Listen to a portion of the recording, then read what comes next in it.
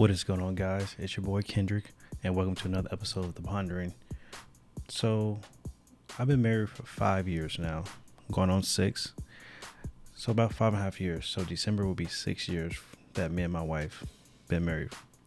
And during that time frame, we had our ups and our downs, mainly ups, but at the same time, with every last relationship, you're going to have your downs.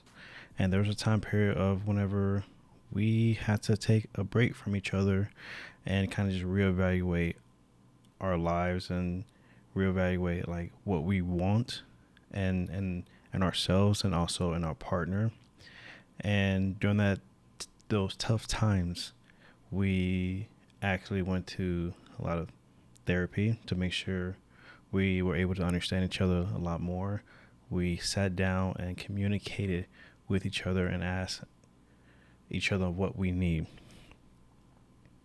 So, on today's episode, this was all about 4 tips I'm gonna give y'all, fellas, ways that can improve your relationship with your partner. So, when it comes to making a list of what you want in your partner, usually those lists comes in the form of, as your best friend.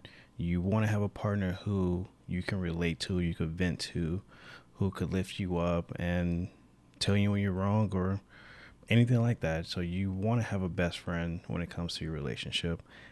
And in that relationship, you would normally have a list. And those lists usually comes in a form of, self-interest, respect, compassion, and just unwavering love, unconditional love with your partner. So that's usually some of the things you do find and that you want in a relationship.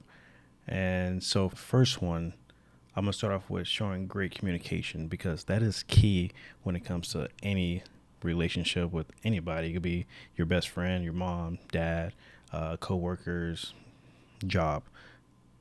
Communication is key for everything. And with communication, it allows you to express your feelings. It allows you to better understand and like kind of figure out what you want in the partner and what you want in yourself. So you should be able to talk, whether it is feelings, whether it's financial, advice, uh, whether it's just advice about anything.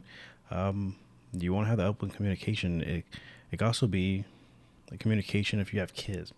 I have 2 now, and me and my wife, we come from 2 different backgrounds. So when it comes to discipline our kids, it was a little tough, but it's a way of us communicating and coming up with a conclusion or also middle grounds on how we want to, raise our kids, discipline, teach them. That all is very important. So communication, without that, you can talk about arguing all day. And who wants to do that? You want to allow your partner to be able to speak their mind without feeling judged or being cut off. Thinking one way is a highway. That's not the right way to do things. You want to have it open with each other and bounce ideas off each other instead of one person feeling like they control everything, because that is not a great idea when it comes to having your partner having a safe haven and be able to say anything comfortably to you of, their concerns. For my second point, it is a desire to be with you. You want to have that desire to be with your partner. We all know after a certain amount of years, things do get stale. Things get, I won't say for some it's not boring, but for some it does get boring.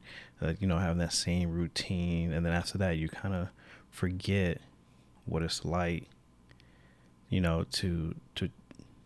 to date. So my first advice on that one is to continue to make the effort for your partner, to date them. Continue to go to movies, continue to go to dinners, concerts, anything of the sort, a ride around, the back rows at nighttime, jamming out some music. It could be anything as long as you spend some quality time, make that effort. Anything works. even with my same situation, that's something I kind of liked towards the middle of ours.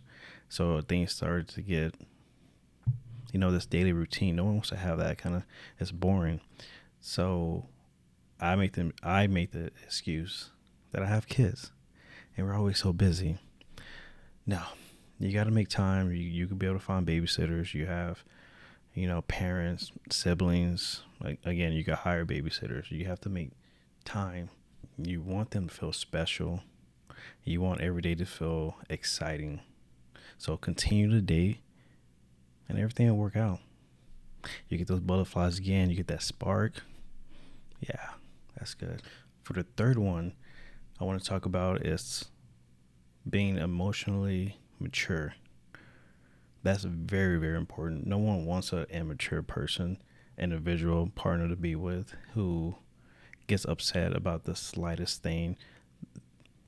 For instance, if I want to talk about my feelings, I should be able to go to you. I should be able to have the safe haven with my partner to express my feelings, not to be judged, but to be loved and cared for and be understood. The more that someone can trust you with their feelings, the more they can feel comfortable with experimenting with new ideas with you, the more they can feel at ease, less stress, because they have someone to vent to. That right there is super important to most individuals who need that. For my fourth and final point, talk about the future. Talk about the future with your partner. Like, for example, going out on a date, planning a new trip with the family, or just you and your partner. Plan something that y'all both can look forward to and feel excited each and every day leading up to that event. Summer's coming up. Plan a boat party. I don't know, or maybe not. Maybe you're not a big fan of going to the boat, heat, whatever. I don't know. If you like wintertime, decide, if you live in Texas like I do, decide to make a trip to go to Colorado, do some skiing, do some sightseeing, do some hiking. Just plan something, plan the future. It brings excitement and commitment, for long term. It let your partner know that you're actually thinking about each and every day with them, spent with them.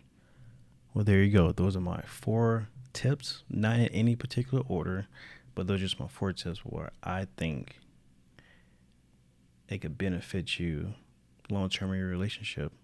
Continue that spice in your relationship. Just tips. Maybe this is something you already know, and then you just need a refresher. We all need a refresher. I need a refresher every, month or 2. I forget things. So here's just a reminder for y'all. Hopefully that helps. And if you like this episode, please give it a thumbs up. If you have any questions or concerns or any thoughts for future episodes, go ahead and go to that comment section. And also, thank you for listening to me and pondering. Peace.